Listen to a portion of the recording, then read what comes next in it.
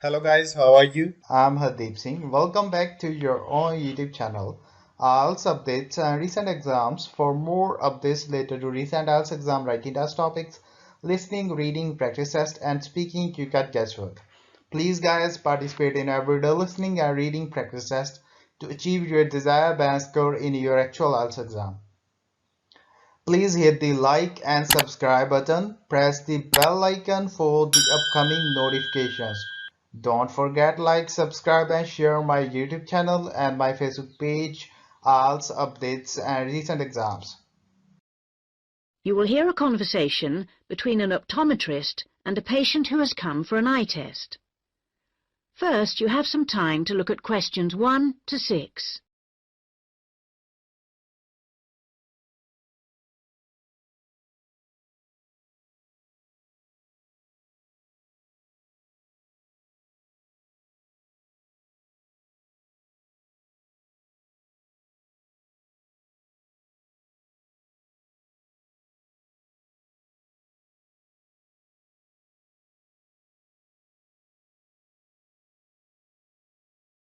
Listen carefully and answer questions 1 to 6.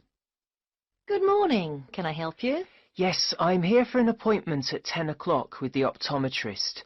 I'm a little early. I know it's only 10 to 10. Are you Simon Lee? Yes, I am.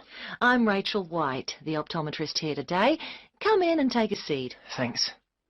Before we test your eyes, I just need to get a few details from you. So, Simon, what's your full name? Simon Anthony, that's Anthony. And my family name is Lee, L-E-E. And your date of birth, Simon? The 1st of June, 1989. The 21st of June? No, the 1st of June. Oh, whoops, sorry.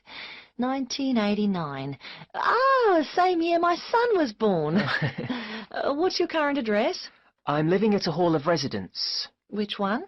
At University Hall, not far from here, in Adams Terrace.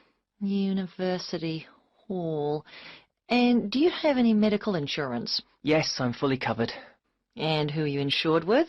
I'm with Health for Life. Healthy Life. No, people always get that wrong. It's Health for Life. They're part of some big insurance company. Good. Now, Simon, have you ever had your eyes tested before? Yes, once, but not recently. It was when I was still at school. So, roughly when would that have been? Probably around September 2007. No, on second thoughts, it must have been the year before. September 2006. And my eyesight was fine then. But you're having a little difficulty now, are you? Well, yes. Since I started at university, I've been having difficulty with distance vision. I can't always see things in the distance. Well, let's have a look. Now, I'm just going to cover your left eye. Yeah. Can you read the top line? Yes. RBQS.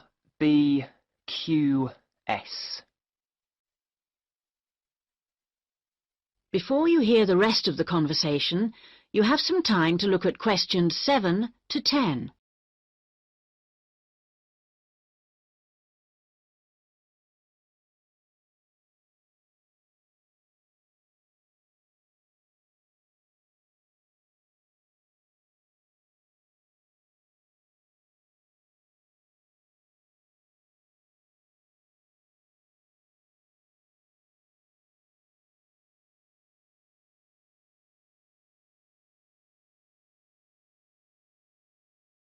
Now listen and answer questions 7 to 10. Well, Simon, your eyes have obviously got a little worse since your last test, and I think you're going to need to wear glasses. Not all the time, and not so much for reading or close work, but definitely for driving. Right, yes, I thought that was probably the case. So now you need to choose some frames. There's a wide range to choose from, as you can see.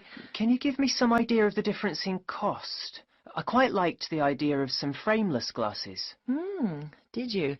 Well, the prices vary enormously, like everything, but the frameless ones are the most expensive. The cheapest are the ones with the full frame. Perhaps I'd better go for those. Or why not try these ones with the half frame? They're not too bad. Yes, they look quite nice, and they're strong. Far less likely to break than the frameless ones. Oh, that's a good point.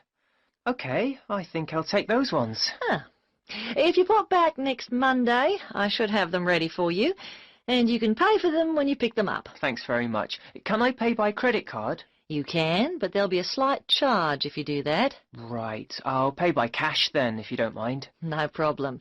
Cash, credit card, debit card, all the same to us. See you on Monday. That is the end of part 1. You now have half a minute to check your answers.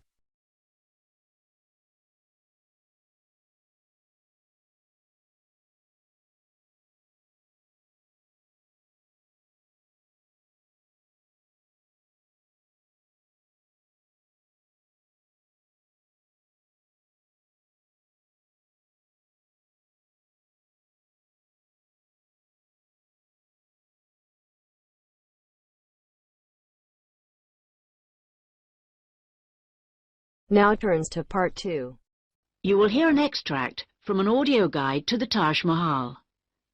First, you have some time to look at questions 11 to 16.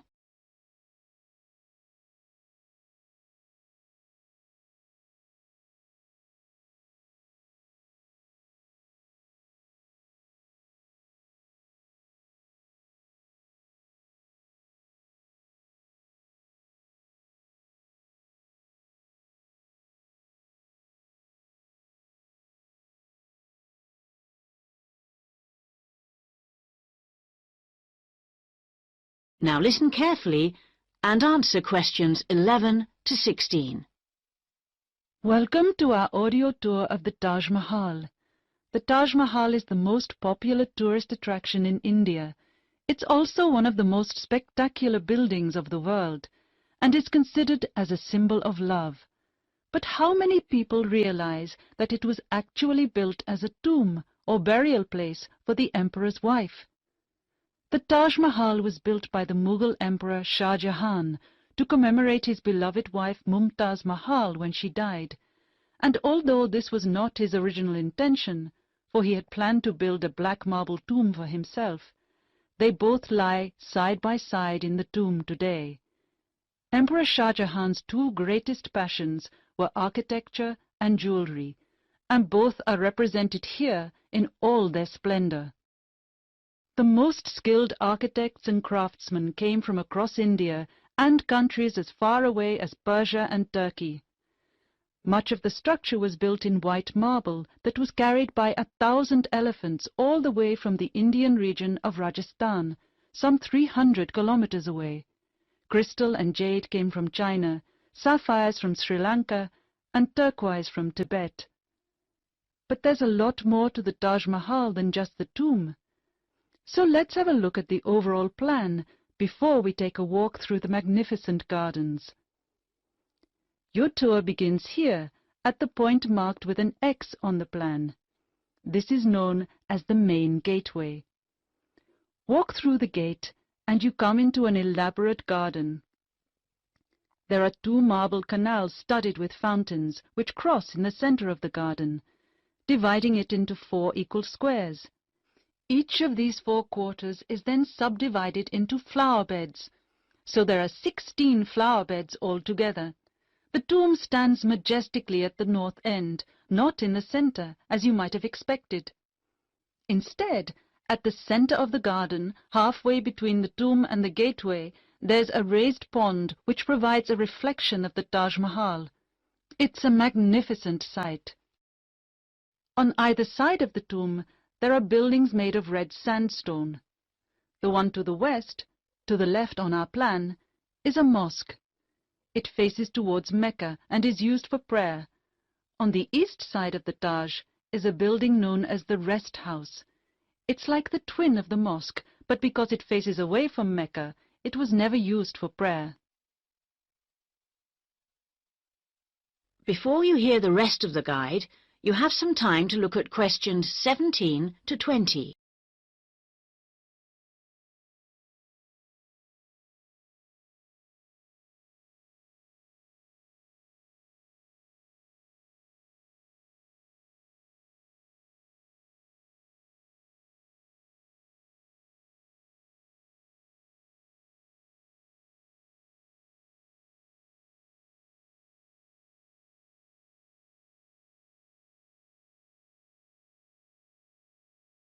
Now listen and answer questions 17 to 20. Many people have asked what the rest house was for. Was it a place for pilgrims to stay? Was it a meeting hall of some kind? Perhaps the most likely answer to this question is that its purpose is purely aesthetic, to act as a visual balance for the mosque and preserve the symmetry of the design of the whole complex. Let's have a look at some of the engineering features of the garden.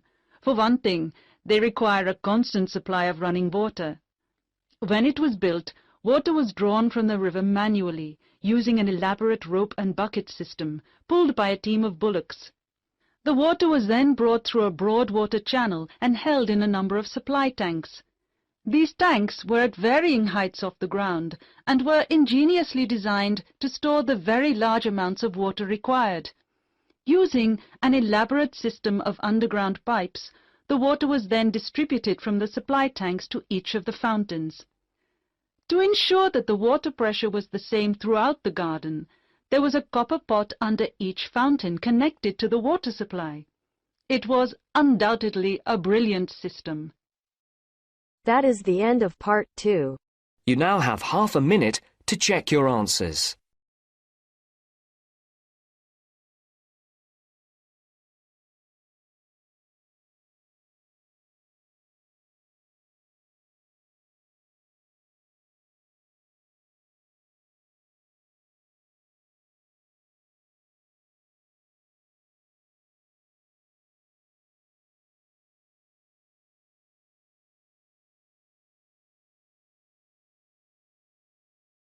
Now turns to part 3.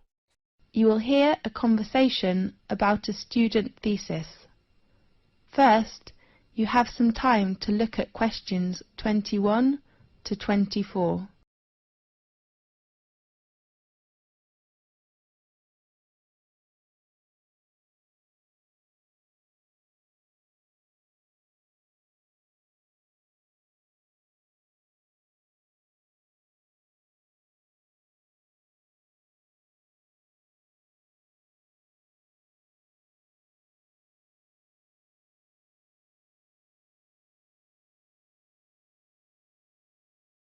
Now listen carefully and answer questions 21 to 24.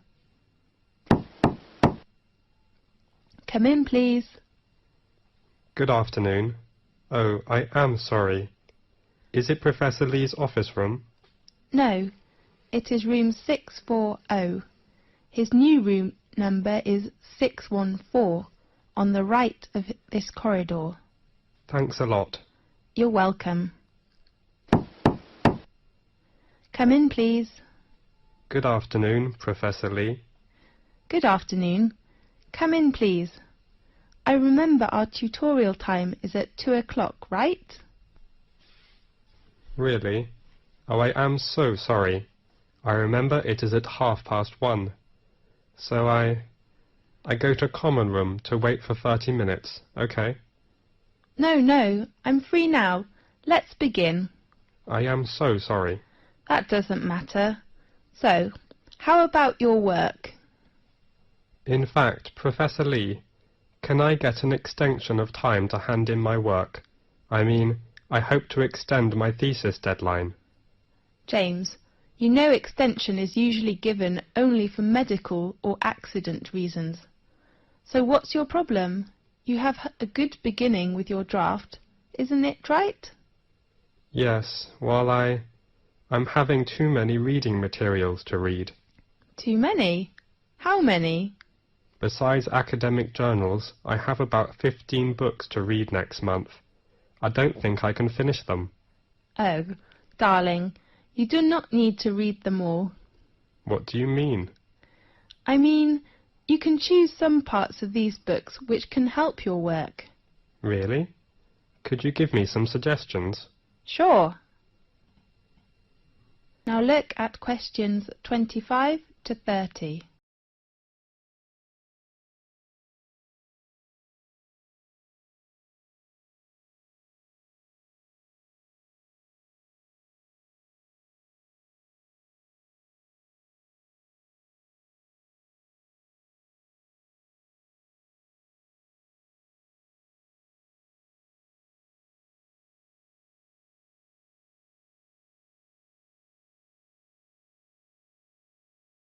Now listen carefully and answer questions 25 to 30. Do you bring your reference book list? Yes, I take it. Let's see. First, the book by Bayer. I think it is really worth reading. Read it all? Yes, the topic of the book is nearly the same field with you. Okay, I'll read Bayer's book. The next author is Oliver. I heard that his argument is very strong, but the book is a little difficult. You are right, but I still recommend you to know about his argument, which will give you a lot of help. Fine. Do you think I should read Billy's book? About Billy. I have to say his work is very good, especially his research method, but you do not need to read it now. Right. The last author is Andrew. How about his book? In my opinion, the one by Andrew says the research findings. I mean, his last part is very excellent, clear and persuasive. I agree with you. I'm reading the book now. Great. How about others? I suggest you finish these books next month, and then we will talk about others, okay? Okay. Have you begun your research work? Yes. How are things going? That's okay, except the research method. What's wrong with the method? I have made some interviews, Yes. but I found they couldn't give me the data I need. Who are the interviewees? Some are our classmates, and others are schoolmates. Oh no. James, it's better for you to interview some professionals. Do you think it is better for me to change another research method, such as questionnaire? I don't think you will have enough time to design it and then analyse your research data. That will waste you a lot of time. You're right. And pay attention to your reference. Reference books? No, I mean you should make clearly about what reference books you read, and then write them after your thesis. Okay, I'll make them clear. Fine. I hope to see your work quickly. I hope too. Thanks for your help, Professor Lee. That's okay. See you next time. See you. That is the end of part 3. You now have half a minute to check your answers.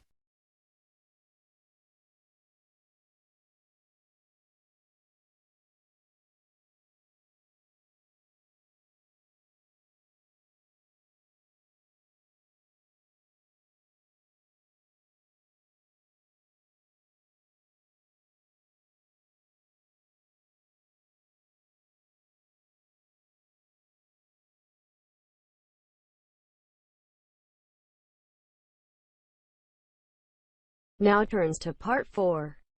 You will hear a conversation about astronomy. First, you have some time to look at questions 31 to 40.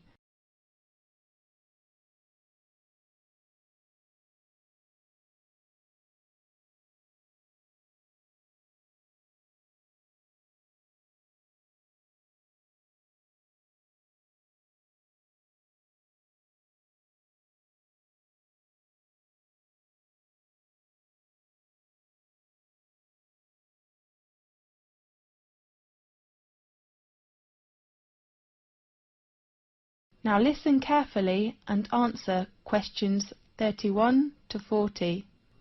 This is Magic Time from the BBC. I am Faith. In today's programme we invite a Professor of Astronomy. Welcome, Lewis. Thanks a lot, Faith. What magic information will you introduce to us? We all know the Leonids in August are coming, so today let's talk about meteors. Good topic. At one time or another, almost everyone has glimpsed a swift little streak of light dashing across the night sky. Nearly everyone makes wishes when they see them and blame both good and bad luck on their presence. Yes, these sudden celestial visitors are meteors. We often call it shooting star. The glowing trails are caused by the incineration of a piece of celestial debris entering our atmosphere. Many meteors are quick flashes, but some last long enough for us to track their brief course across the sky. Right. Now and then a meteor truly will light up the night, blazing brighter than Venus, although rarely, even brighter than the moon, leaving in its wake a dimly glowing trail that may persist for minutes. Lewis, can we see some meteors every night in 1 year? Yes. Under a dark sky, any observer can expect to see between 2 and 7 meteors each hour, any night of the year. These are sporadic meteors. Sporadic meteors? Yes. Their source bodies, meteorids, are part of the dusty background of the inner solar system. Several times during the year, Earth encounters swarms of small particles that greatly increase the number of meteors. The result is a meteor shower, during which observers may see dozens of meteors every hour. Concentrations of material within the swarms may produce better than average displays in some years, with rates of hundreds per hour, and were treated to a truly amazing display in which thousands of visible meteors can be seen for a brief period. The phenomenon is called meteor storms, which are more magnificent than meteor showers. Aha! That's wonderful! Definitely. The meteors that appear during a meteor shower seem to come from one point in the sky. This illusion is an effect of perspective, just as a roadway seems to converge in the distance. Usually, meteor showers get the name of the constellation from which the meteors appear to radiate. Such as during the Perseid shower in August, meteors seem to streak from a point in the constellation Perseus. When is the biggest meteor storm? According to records, in 1833, a storm of 60,000 meteors an hour shocked the world. 60,000? That's unbelievable! By the 1860s, scientists had known that many meteor showers were annual, including the normally placid Leonids, which produced the big storm, and that they were somehow related to comets. Really? Yes, but most of the meteors people have seen during one of the annual showers arise from fluffy particles not much larger than sand grains. As a particle enters Earth's atmosphere, it collides with gas atoms and molecules. The particle becomes wrapped in a glowing sheath of heated air and vaporized material boiled off its own surface.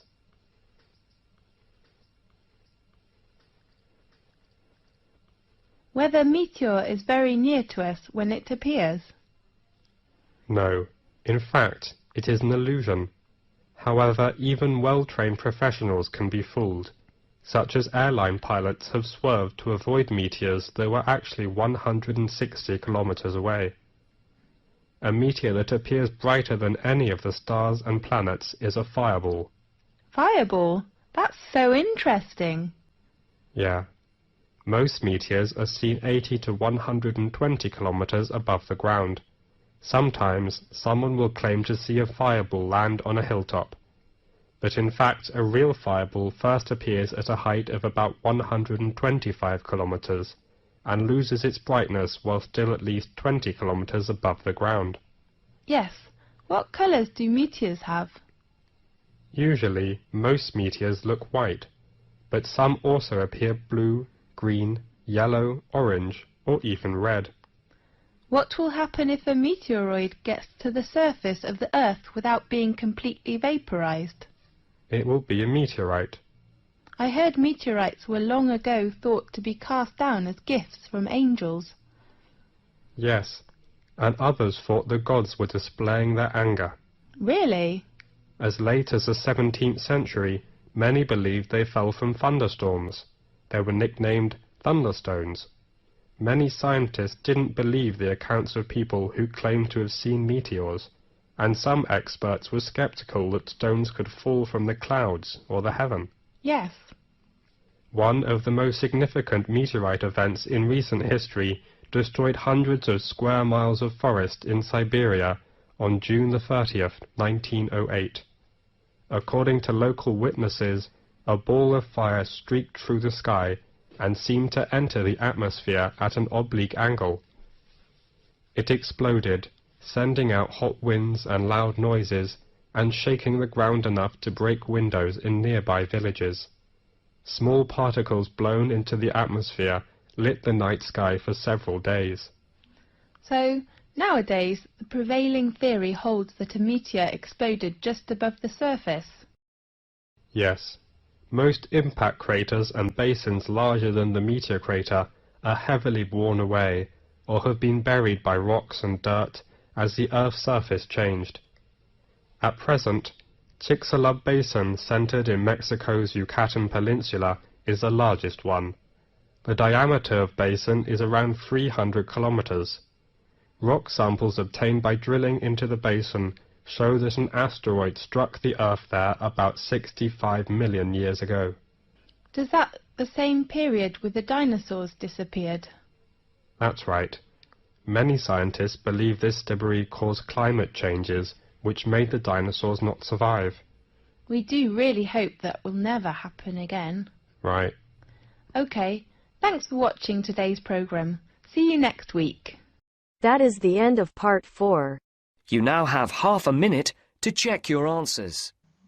So guys, don't forget like, subscribe and share my YouTube channel and my Facebook page, IELTS updates and recent exams. For more updates related to recent IELTS exam writing test topics, listening, reading, practice test and speaking, you got guesswork.